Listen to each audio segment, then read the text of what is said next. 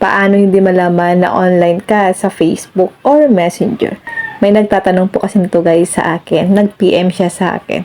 So, para hindi malaman na online ka sa inyong Facebook at Messenger, ganito lang po ang gagawin natin. May kailangan tayong i-turn off ng sabay. Open lang natin ang Facebook app at i-login po natin ang ating account. Tap 3 lines.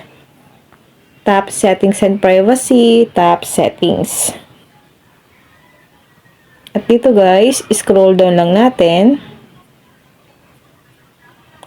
Hanapin nyo dito ang Audience and Visibility. At dito guys, sa pinakababa, may nakalagay dyan na Active Status. Tap lang natin ito.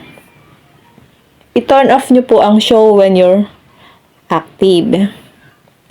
Turn off active status, you won't be able to see when your friends and connections are active, recently active, or in a chat with you. So, itap lang natin dito ang turn off.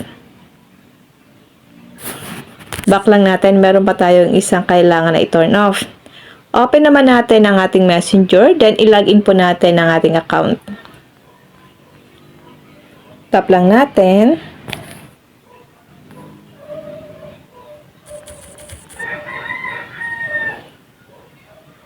Tap 3 lines.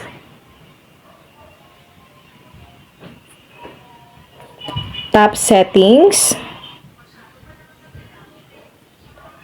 Scroll down lang natin guys. Dito, may nakalagay po dito guys na profile. Sa baba niyan, may nakalagay na dark mode, active status, username. So, itap natin dito ang active status. Kasi guys, kailangan po nating isabay na i-turn off. Kasi guys, kailangan natin i-turn off ang active status ng Facebook at Messenger. Turn off mo lang yan.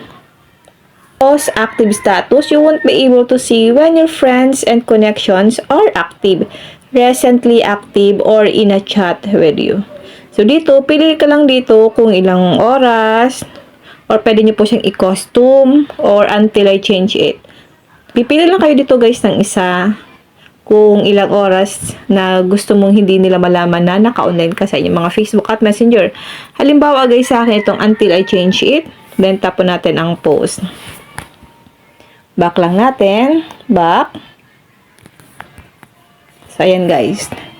Kapag ganito guys na naka-turn off na po ang active status nyo sa inyong mga Facebook at Messenger, hindi po nila malalaman na online ka. Kaya lang, hindi mo naman guys makikita kung sino yung naka-online sa mga friends mo. Okay? Ganun lang po guys kadali kung paano po hindi malaman na online ka sa inyong Facebook at Messenger. Yun lang guys, sana po may natutunan ka sa aking video. Huwag nyo lang po kalimutan na i-follow ako.